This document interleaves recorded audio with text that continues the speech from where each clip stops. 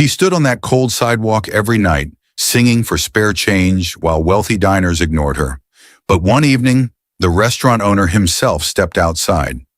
What he did next wasn't charity. It was the beginning of something that would change both their lives forever. Before we dive into this incredible story, hit that subscribe button and ring the bell so you don't miss stories that prove love can find you in the most unexpected places. Now let's begin. I want to tell you about Claire, a 24-year-old woman with a voice that could make angels weep. Every evening, as the sun disappeared behind Chicago's towering buildings, she'd take her position on the corner of Michigan Avenue, right outside a restaurant called the Sterling. Her guitar was worn, the case at her feet even more so. But when she opened her mouth to sing, something magical happened. The busy street would seem to quiet down, just for a moment, as her voice cut through the urban noise. Claire hadn't always been a street performer. 6 months earlier, she'd been waiting tables at a family diner, working double shifts to make ends meet while dreaming of something more. She had a music degree gathering dust in her studio apartment, a testament to dreams that felt increasingly out of reach. But then the diner closed down without warning, and suddenly she found herself scrambling to pay rent, buy groceries, and keep her phone connected. Pride prevented her from calling her elderly parents, who were barely making it themselves. So she did the only thing she knew how to do. She sang. Most nights, she'd make anywhere between $30 to $50. It wasn't much, but it was enough to keep her afloat, barely. The wealthy patrons walking into the Sterling rarely stopped. They'd brush past her in their expensive coats and designer shoes, maybe toss $1 or $2 without breaking stride. She didn't blame them. In a city like Chicago, street performers were part of the scenery, easy to overlook, easier to forget. But what Claire didn't know was that someone was listening, really listening. Vincent was 38 years old and had more money than he could spend in 3 lifetimes. He owned the Sterling and 47 other properties scattered across the city. He was what the business magazines called a self-made billionaire, a man who'd pulled himself up from nothing and built an empire through sheer determination and calculated risks. But if you asked him, he'd tell you the price of success was higher than anyone warned him about. 2 years ago, his wife had lost her battle with cancer. They'd been married for 8 years, and her death had hollowed him out in ways he couldn't explain to anyone, so he stopped trying. He threw himself into work with an almost violent intensity, spending 16 hours a day in his office above the Sterling, reviewing contracts, planning expansions, doing anything to avoid the silence of grief. Vincent lived above his restaurant in a penthouse that cost more than most people's houses, but he rarely enjoyed it. He'd eat meals at his desk, sleep 4 hours a night, and wake up to do it all over again. His friends worried. His business partners whispered. But Vincent kept moving, because stopping meant feeling, and feeling meant remembering what he'd lost. For 6 weeks, every Tuesday through Saturday night, Vincent would hear a voice drifting up through his office window. At first, he barely noticed it. Just another street performer, he thought, but gradually, without realizing it, he began to listen. The voice was pure and honest, filled with an emotion he'd forgotten existed. Some nights, when the anxiety gripped his chest so tight he couldn't breathe, that voice was the only thing that calmed him down. He'd stop working, close his eyes, and just listen. He never looked outside to see who was singing. Maybe he was afraid that seeing the person would break whatever spell the voice cast on him. So he kept the singer as a mystery, a ghost who serenaded him through his darkest hours. Then came a particularly bitter November evening. The temperature had dropped below freezing, and the wind coming off Lake Michigan cut through the streets like a knife. Claire had been singing for about an hour, her fingers numb even with gloves, when one of her guitar strings snapped with a sharp twang. It was her last string. She couldn't afford new ones until she made enough that night, but without the guitar, she'd make even less. Something inside her broke along with that string. The weight of everything, the struggle, the loneliness, the constant uncertainty, came crashing down. Tears started rolling down her cheeks and she couldn't stop them. But Claire had learned long ago that giving up wasn't an option. So she kept singing, voice shaking, no guitar to hide behind, just her raw voice and her breaking heart. Up in his office, Vincent immediately noticed something was different. The voice that had been his evening companion sounded wounded, vulnerable in a way that pierced through his carefully constructed emotional walls. For the first time in months, he felt something other than numbness. He felt concern. Before he could talk himself out of it, he grabbed his coat and headed for the door. When Vincent stepped outside, the cold hit him first. Then he saw her.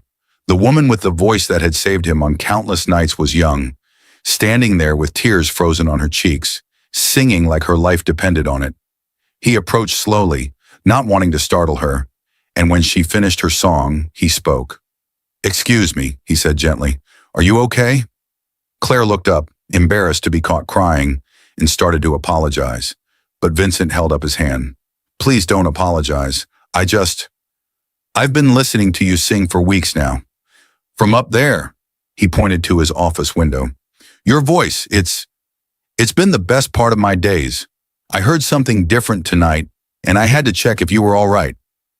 There was something in his eyes, a kindness mixed with understanding, that made Claire's guard drop. "My string broke," she said, gesturing to her guitar, "and I guess everything just felt too heavy tonight." Vincent looked at her for a long moment, and in that moment, he made a decision that surprised even himself. "Have you eaten? Please, let me buy you dinner." "Inside. It's too cold out here, and honestly, I'd really like to thank you properly for all those evenings of beautiful music." Claire hesitated. She'd learned to be careful, especially with men who offered things that seemed too good to be true. But something about Vincent felt genuine. Maybe it was the sadness she recognized in his eyes, a mirror of her own. "Just dinner?" she asked. "Just two people sharing a meal," he promised. "Nothing more." They sat in a corner booth of the Sterling, and what started as a simple meal turned into hours of conversation. The restaurant had closed for the night, but Vincent's staff knew better than to interrupt.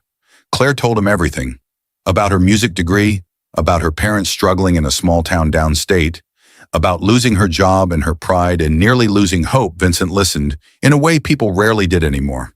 Really listened, without checking his phone or planning his next sentence. Then he shared his story, and Claire realized that money didn't shield anyone from pain. He told her about growing up in foster care, about building his first business from a food truck, about his wife and how her death had left him feeling like he was just going through the motions of living. They were two broken people, sitting in an empty restaurant at midnight, and somehow that made them both feel less alone. As the night wound down, Vincent made her an offer. "Sing here inside. 3 nights a week. I'll pay you $500 per night, plus whatever tips the customers give you." Claire's first instinct was to refuse. It felt like pity, like charity, and she'd worked too hard to maintain her dignity to accept handouts now. But Vincent cut through her protest with unexpected honesty. "This is business," he said firmly. "You're talented, and you're good for business. But also," he paused, vulnerable in a way that clearly didn't come easy to him, "your voice is the only thing that makes me feel alive anymore. So maybe it's selfish, but I want to hear you sing. I want other people to hear you sing. Please." Something in his raw honesty convinced her. This wasn't pity. This was two people recognizing something real in each other. She said yes. The transformation was remarkable. Within weeks, Claire went from struggling to pay rent to actually saving money. She performed at the Sterling 3 nights a week, and word spread quickly. Reservations increased by 40%. People came specifically to hear the girl with the golden voice, and they stayed for the food, the ambiance, and the magic she brought to the room. But something else was happening too, something neither of them had planned for. After each performance, Vincent would be waiting at the bar. They'd talk, sometimes for hours, about everything and nothing. He started leaving work at reasonable hours for the first time in 2 years. They'd go to late-night diners after her sets, these little hole-in-the-wall places that served the best pancakes at 2 in the morning. Claire taught him to slow down, to notice small, beautiful things. The way snow looked under streetlights, the sound of the city waking up at dawn. Vincent encouraged her to write her own music, to stop hiding behind cover songs and share her own story. One night, Claire performed an original song for the first time. She'd written it about second chances, about finding light in unexpected darkness. As she sang, Vincent sat at his usual spot at the bar, and he felt something shift in his chest. He was falling in love. The realization terrified him. He'd loved before, completely and utterly, and losing that love had nearly destroyed him. Could he really risk that kind of pain again? Fear won. Vincent started pulling away, suddenly and without explanation. He'd miss her performances, claiming urgent business. He'd avoid their late-night conversations, sending brief text messages instead. Claire was confused and hurt. She thought they'd built something real, something that mattered, but maybe she'd been wrong. Maybe she was just an employee after all, and she'd foolishly mistaken kindness for something more. Vincent's assistant, a perceptive woman who'd worked with him for a decade, finally pulled Claire aside one evening. "The anniversary of his wife's death is next week," she explained gently. "He does this. He builds walls. It's not about you. He's just scared." Claire understood, but understanding didn't make it hurt less. For 2 weeks, they existed in painful silence. She sang at the Sterling. He stayed hidden in his office, and the distance between them felt impossibly vast. Despite being in the same building, Claire started planning her exit. She'd saved enough money to get by for a few months.